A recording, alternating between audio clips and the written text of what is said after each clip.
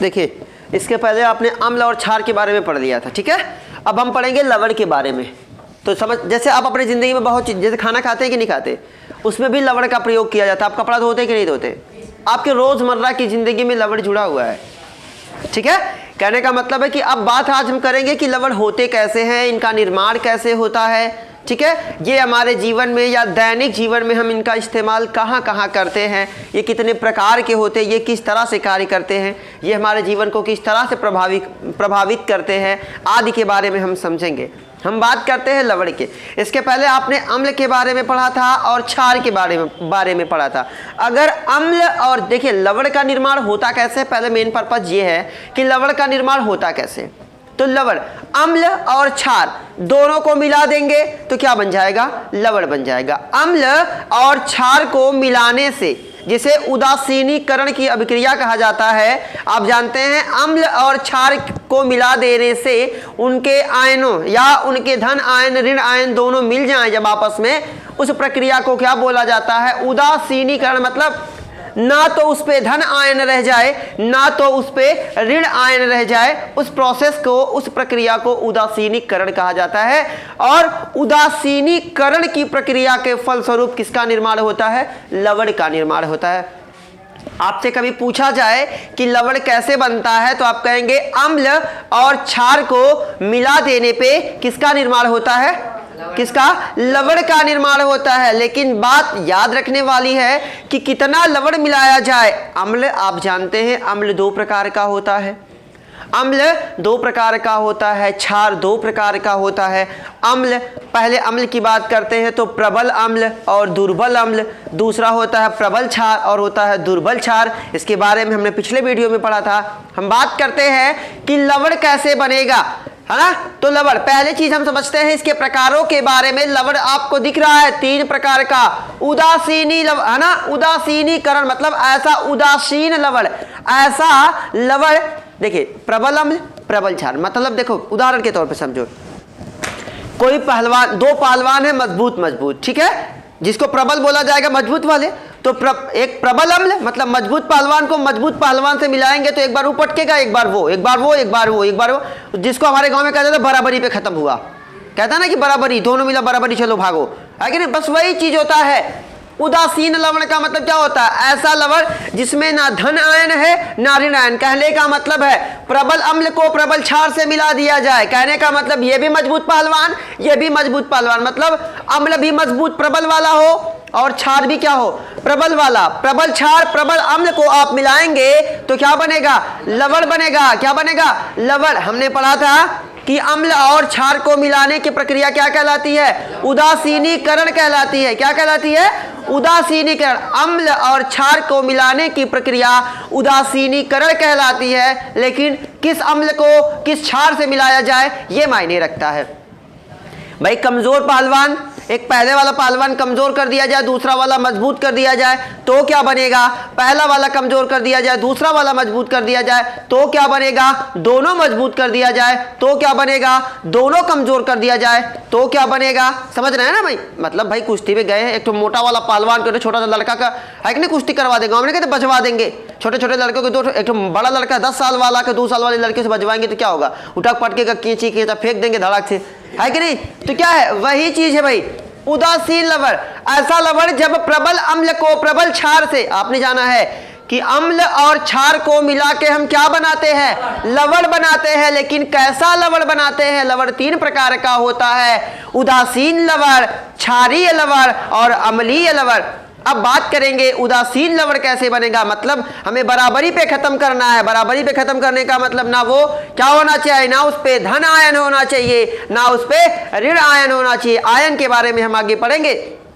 तो देखिए क्या होता है कि जब प्रबल अम्ल को प्रबल अम्ल से मिलाया जाए, मजबूत मजबूत पहलवान को लड़ाया जाएगा तो दोनों बराबरी कर लेंगे, और जब बराबरी कर लेंगे तो साइंस की भाषा में, केमिस्ट्री की भाषा में उसे उदासीन बोला जाता है। न मोटे वाले ने पटका न पतले वाले ने पटका, मतलब दोनों बराबरी पे रह गए, तो ऐसे को क्या बोला जाता है? उदासीन लवण बोला जाता है। ऐसा लवण आप कहेंगे, पूछेगा उदासीन लवण किसे कहते हैं, तो कहेंगे जब प्रबल अम्ल को प्रबल क्षार से क्रिया कराया जाता है या प्रबल अम्ल को प्रबल क्षार से मिलाया जाता है तो किस लवण का निर्माण होता है? तो आप कहेंगे उदासीन लवण का निर्माण होता है। मतलब उदासीन लवण का निर्माण कैसे होता है? तो जब प्रबल अम्ल को प्रबल क्षार से मिला दिया जाएगा तो किसका निर्माण होगा? उदासीन लवण का होगा। समझ गए बात? अब बात कर लेते हैं क्षारीय लवण। एक एक समझेंगे तो तीनों आपको ना, देखिए कंफ्यूजन आपकी दूर है। क्षारीय लवण नाम से ही लग रहा है कि क्षार, इसमें क्षार ज्यादा होगा, लग रहा है कि नहीं लग रहा है? क्षारीय लवण, तो इसका मतलब इसमें जो क्षार होगा वो कौन होगा? प्रबल। क्षार कौन होगा? प्रबल। मतलब देखिए नाम से पहचानिए, उदासीन का मतलब बराबरी, मतलब दोनों मजबूत मजबूत, ठीक है। क्षारीय मतलब इसमें क्षार क्या होगा? मजबूत होगा। मतलब प्रबल क्षार को दुर्बल अम्ल से मिला दिया जाए, नाम से लग रहा है ना क्षारी, मतलब पहले क्षार को प्राथमिकता दी गई है, क्षार को पहले लिखा गया, तो इसका मतलब क्षार वाला घर है, इस क्षार के जिला में हम जाके झगड़ा करने जा रहे हैं ना, तो क्षार क्या होगा? मजबूत होगा। जाहिर सी बात, अगर आप किसी के घर में जाके किसी को मारेंगे तो उसको अपने घर का हर कोना कोना मालूम है, तुमको दौड़ा दौड़ा के मारेगा, कहीं चलो वहाँ दुआरिये बंद है, दुआरिया बंद है, चलो भाग के चलो।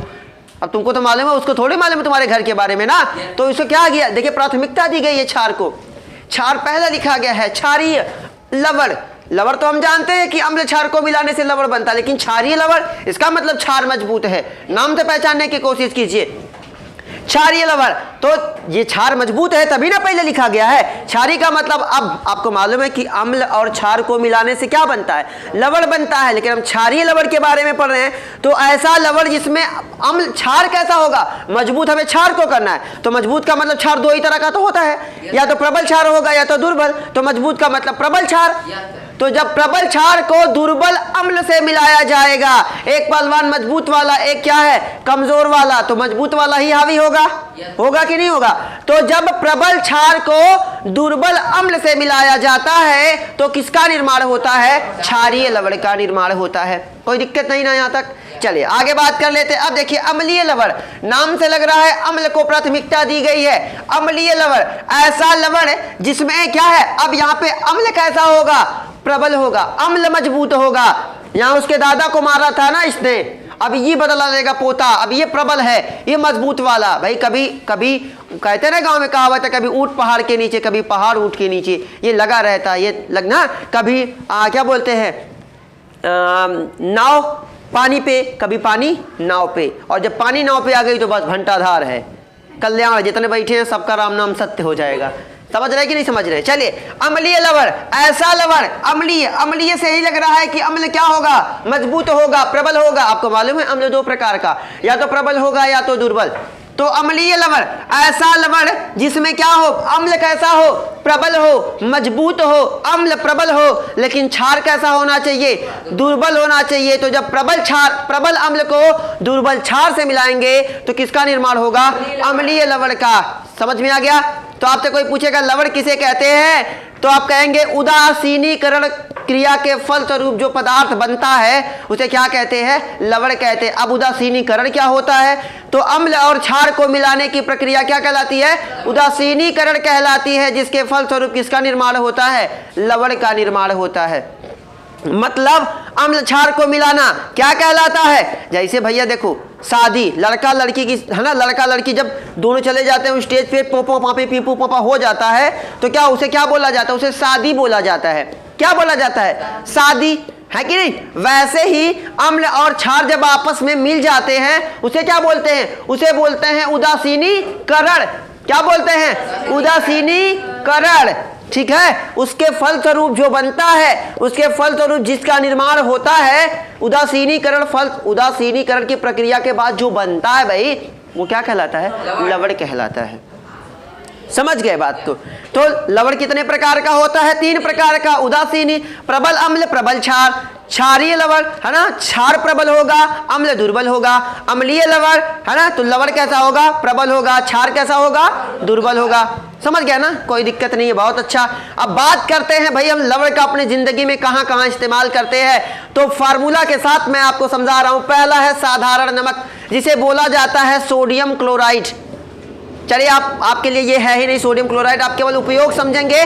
साधारण नमक जिसे कहा जाता है, जिसका फार्मूला होता है NaCl। Na का मतलब सोडियम, Cl का मतलब क्लोराइड या क्लोरीन, ठीक है। तो देखिए साधारण नमक, आप खाना वगैरह तो खाते ही होंगे, खाना खाते हैं, आपके खाने में सब कुछ दे दिया जाए, नमक ना डाला जाए, खाना कैसा लगेगा? कैसा लगेगा? मजेदार लगेगा, एक नंबर का खाना लगेगा, एकदम चाव से खाएंगे। लेकिन पूरी सब्जी बनी रहती, नमक थोड़ा कम होता है तो पूरा गांव जान जाता है कि नमक सब्जी में कम लगा है, बना है ना। तो क्या होता है, लवण, हम अपने दैनिक जीवन में भी लवण का प्रयोग करते हैं। जैसे खाना बनाते वक्त आप जिस नमक का प्रयोग करते हैं वो भी एक प्रकार का क्या है, लवण है। ना उस पे धन आयन होता है, ना उस पे ऋण आयन होता है। वो कैसा है? वो उदासीन लवण है। वो कैसा लवण है? उदासीन लवण है, जो आपके खाने को स्वादिष्ट बनाता है। यही नहीं, आपने सुना होगा कि जहां नमक होता है, नमक में कभी कीड़े नहीं पड़ते। आपके घर पे अचार वगैरह बनता होगा, आप सोचिए किसी फल को काट के कुछ दिन रख दीजिए, नमक ना डालिए, देखिए वो सड़ जाएगा। लेकिन अचार जो आपके घर बनता है उसमें भी क्या डाला जाता है? नमक डाला जाता है। तो वो नमक क्या करता है? उसमें कीड़े नहीं पड़ने देता, जिसकी वजह से आपका अचार सड़ता नहीं। समझ रहे हैं ना। तो ये आपके दैनिक जीवन में कुछ उपयोग वाले हैं। साधारण नमक समझ में आ गई बात।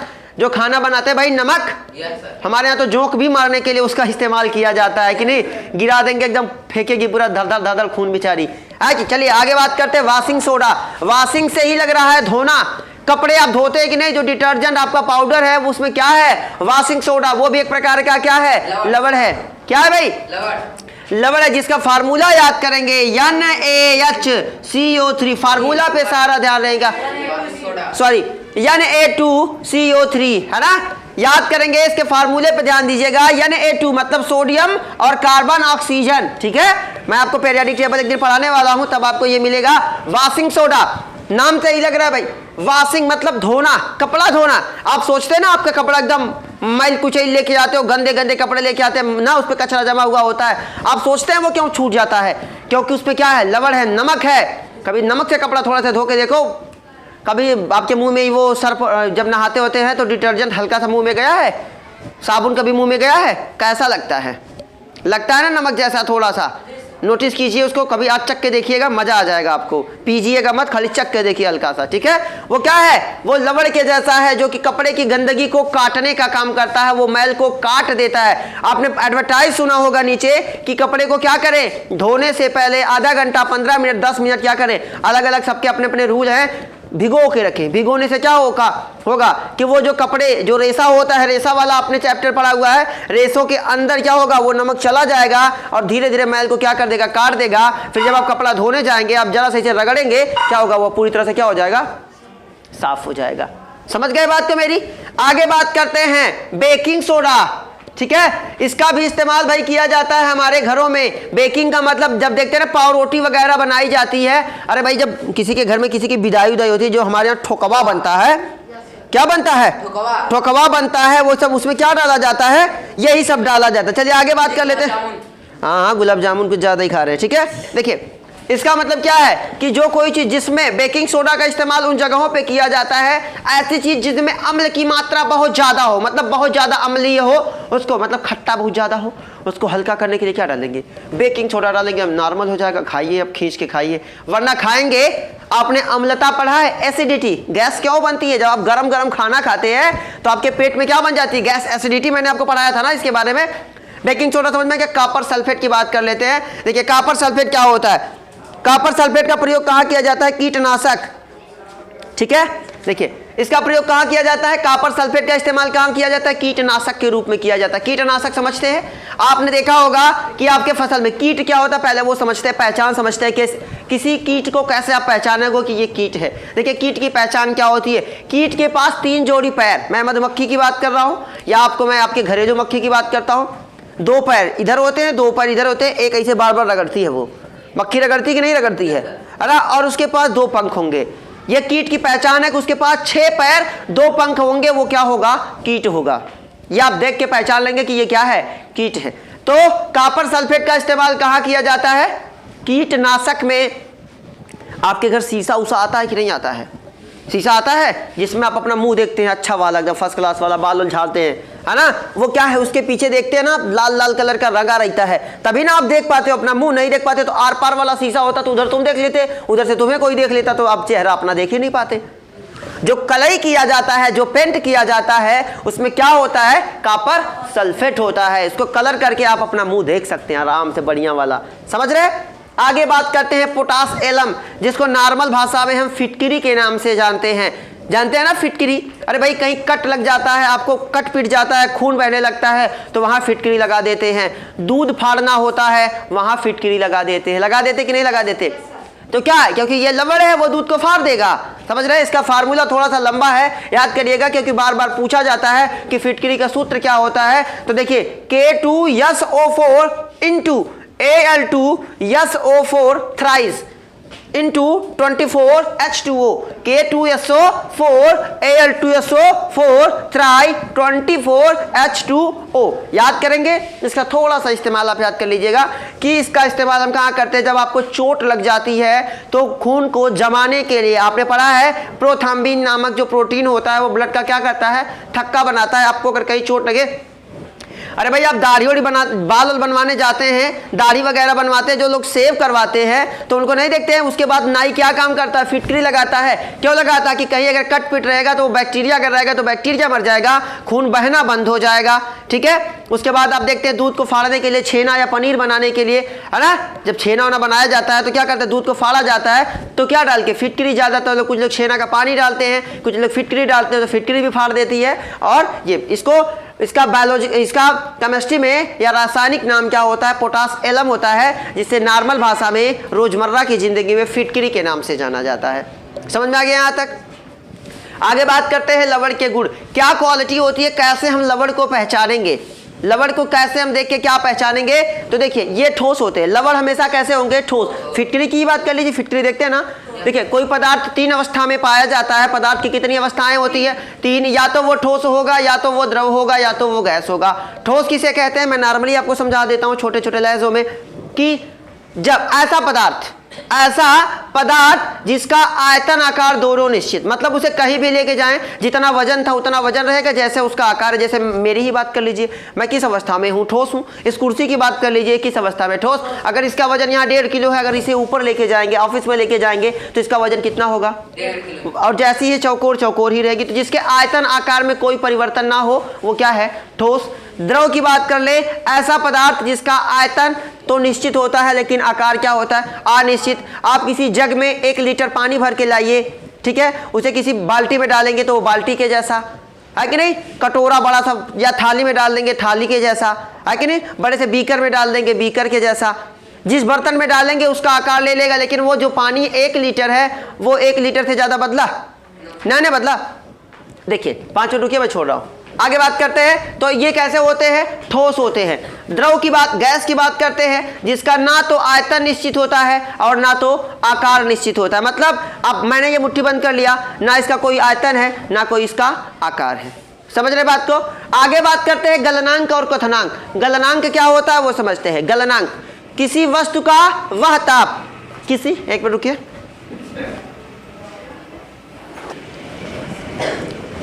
देखिए लवण के गुण हम पढ़ रहे थे। पहला गुण हमने समझ लिया था कि ये ठोस होते हैं। ठोस जानते हैं, ठोस द्रव गैस, मैं इसको समझा ही चुका हूं कि भाई देखिए पदार्थ की कितनी अवस्थाएं होती हैं, ठोस। ठोस वह होता है जिसका आयतन आकार दोनों निश्चित। द्रव वह होता है जिसका आयतन तो निश्चित लेकिन आकार अनिश्चित। गैस की बात करते हैं तो गैस वह होता है जिसका ना तो आयतन निश्चित होता है और ना ही आकार निश्चित होता है। बात हम कर रहे थे लवण के गुण के बारे में, तो लवण का अगला गुण हम पढ़ेंगे गलनांक और क्वथनांक। गलनांक, गलनांक का मतलब किसी वस्तु का वह ताप, गलनांक का मतलब गलना, तो गलेगी ठोस चीज, है ना। तो आप कहेंगे किसी वस्तु का वह ताप जिसपे वह अपनी प्रारंभिक अवस्था को त्याग दे, या हम यूं कहें कि जब कोई ठोस द्रव अवस्था में परिवर्तित हो जाता है उसे क्या बोलते हैं, उस वस्तु का गलनांक बोलते हैं। क्यों कहा गया उस वस्तु का, क्योंकि हर वस्तु का गलनांक अलग अलग होता है। हर वस्तु अलग अलग टेम्परेचर पे गलती है या पिघलती है। तो किसी वस्तु का वह ताप जिस पर वह अपनी प्रारंभिक अवस्था को त्याग दे उसे उस वस्तु का क्या बोला जाता है? गलनांक। और क्वथनांक की बात करें, किसी द्रव का वह ताप जिस पर वह गैसीय अवस्था में परिवर्तित हो जाए, वाष्प अवस्था में परिवर्तित हो जाए, वो वाष्प बन जाए, उसे उस वस्तु का क्या बोला जाता है? क्वथनांक बोला जाता है। हम लवण के बारे में पढ़ रहे थे, मैंने आपको गलनांक क्वथनांक इसलिए समझाया कि पहले गलनांक क्वथनांक समझ जाइए। आगे बात करते हैं कि गलनांक, जो लवण होते हैं उनका गलनांक और क्वथनांक दोनों उच्च होता है। कहने का मतलब है गलनांक, जब आप किसी लवण को गर्म करेंगे तो वो उसे वाष्प बनने में भी समय लगेगा और गलने में भी समय लगेगा, मतलब अधिक ताप की आवश्यकता पड़ेगी। अगला पॉइंट, घुलनशील। जो लवण होते हैं वो जल में घुल जाते हैं, मतलब कहने का मतलब वो जल में बड़ी आसानी से घुल जाते हैं। घुलनशील का मतलब वे पदार्थ जो पूरी तरह से जल में क्या करते हैं? घुल जाते हैं, उन्हें घुलनशील पदार्थ बोला जाता है। जैसे आप देखते हैं ना, चीनी को पानी में डालते हैं वो क्या है? घुलनशील है। नमक को डालते हैं वो क्या है? घुलनशील है कि नहीं? तो जो पदार्थ पानी में घुल जाता है वो घुलनशील। तो वैसे ही लवण को, आप नमक देखते हैं ना पानी में, नमक भी एक प्रकार का क्या है? लवण ही है। इसके पहले हमने पढ़ा था साधारण नमक में, वो एक प्रकार का क्या है? नमक है। तो इसके लक्षण गुण क्या होते हैं कि ये पानी में आसानी से घुल जाता है। चलिए आगे बात करते हैं हम थोड़ी से साबुन के बारे में। साबुन जानते ही हैं, नहाते हैं भाई बड़े आराम से। वो क्या काम करता है? आपके शरीर के जो मैल होते हैं उसे काटने का काम करता है। कपड़ा धोते हैं साबुन से। आपके पास रिन है ना, अलग अलग साबुन अलग अलग है भाई। रिन, नया रिन चमकते रहना, आप एडवर्टाइज देख देख के लेके आते हैं। तो वो क्या काम करता है? वो मैल को काटने का काम करता है। हालांकि वो है क्या? वो भी एक प्रकार का सोडियम लवण ही तो है। वो भी क्या है? एक सोडियम लवण है। वो भी जैसे नमक है। कभी नमक से कपड़ा धो के देखिए, थोड़ा सा ट्राई करके देखिए, वो भी मैल को काटता है, ये भी मैल को काटेगा। समझ रहे हैं? वो क्या काम करता है? वो पानी में भिगो देते हैं तो वो मैल को क्या करता है? धीरे धीरे, जिसको गांव में नहीं कहते, पहले कपड़ा भिगो देंगे तो फूल जाएगा, तो फूल जाएगा, वो मैल क्या होगी? मैल जो उसमें क्या हो जाएगा? नमक घुल जाएगा। फिर आराम से हल्का सा ब्रश मारेंगे तो वो पूरा क्या कर देगी? साफ कर देगी। समझ रहे हैं ना? तो साबुन या भी एक प्रकार का क्या है? सोडियम लवण है। इसका इस्तेमाल हम कहाँ करते हैं? वस्त्र उद्योग में। वस्त्र बनाने वाली, आपने पढ़ा होगा जब रेशम से वस्त्र बनाने की बीच में प्रक्रिया में आपने पढ़ा होगा कि पहले ऊन को काटा जाता है कि नहीं, फिर धोया जाता है। तो जब धोया जाता है तो उसको किस चीज़ से धोया जाता है? साबुन से धोया जाता है, ताकि मैल क्या हो जाए? कट जाए। दूसरा, कपड़े की सफाई में आप इसका इस्तेमाल कपड़ा धोने में तो करते ही हैं, रोजमर्रा की जिंदगी में वो एक प्रकार का क्या है? लवण है। तीसरा, कागज और रबर बनाने के लिए भी इसी लवण का इस्तेमाल किया जाता है। कहने का मतलब अगर आपसे पूछे साबुन का इस्तेमाल कहाँ करते, तो आप कहेंगे वस्त्र उद्योग में, कपड़े की सफाई करने में और कागज और रबर बनाने में। आगे हम आखिरी पॉइंट हम समझेंगे, जल की कठोरता। आपने देखा होगा कि जल कितने प्रकार के होते, कभी पूछता है तो आप कहेंगे जल दो प्रकार का, एक मृदु जल, एक कठोर जल। अब कठोर क्या होता है, मृदु क्या होता है ना? कठोर का मतलब वह जल जो कठोर का मतलब जब किसी जल में लवण की मात्रा बहुत ज्यादा, भाई एक गिलास पानी ले लो, बहुत सारा नमक डाल दो, पी लोगे उस पानी को? क्योंकि वो क्या है? कठोर अवस्था में है। जब उसे आप गर्म करेंगे तो नमक रह जाएगा, पानी भाप बन के उड़ जाएगा, तो जो भाप बन के बनेगा उसे आप पी सकते हैं, है ना? वाष्पन की प्रक्रिया के बाद जल और नमक को अलग आप कर सकते हैं। लेकिन हमें पढ़ना क्या है? हमें जल की कठोरता। तो देखिए, जल दो प्रकार का, मृदु जल और कठोर जल। ऐसा जल जिसमें लवण की मात्रा बहुत ज्यादा होती है उसे बोला जाता है क्या? उसे बोला जाता है कठोर जल, जो पीने के लायक नहीं होता, जिसे है ना वाष्पन की क्रिया या कई विभिन्न क्रियाओं के फलस्वरूप बना के जल बना के फिर पिया जाता है। दूसरा होता है मृदु जल, नाम से ही लग रहा है मृदु, मतलब आराम से घुलने वाला, पीने लायक। ऐसा जल जिसमें लवण की मात्रा क्या होती है? कम होती है, कम नमक पाया जाता है, जिसे पिया जा सके, वो क्या कहलाता है? मृदु जल। समझ गए? ये था लवण के बारे में। थोड़ा सा फिर से लाइटली समझ लेते हैं लवण क्या होता है। लवण क्या कहेंगे? उदासीनीकरण फल। देखिए, जब दो विपरीत या जब अम्ल और क्षार को मिला देते हैं तो किसका निर्माण होता है? लवण का निर्माण होता है। वो मिलाने की प्रक्रिया तीन तरह से होती है, प्रबल अम्ल को प्रबल क्षार से तो उदासीन लवण, ठीक है, प्रबल क्षार को दुर्बल अम्ल से मिला दिया तो क्षारीय लवण, ठीक है, और प्रबल अम्ल को दुर्बल क्षार से मिला दिया तो अम्लीय लवण। इसका उपयोग कहाँ करते हैं? साधारण नमक में, वाशिंग सोडा में, बेकिंग सोडा में, कॉपर सल्फेट, पोटास, एलम जिसको फिटकरी के नाम से जाना जाता है। ये तो अभी हमने पढ़ा, ठीक है, इसको नोट कीजिए। Best of luck.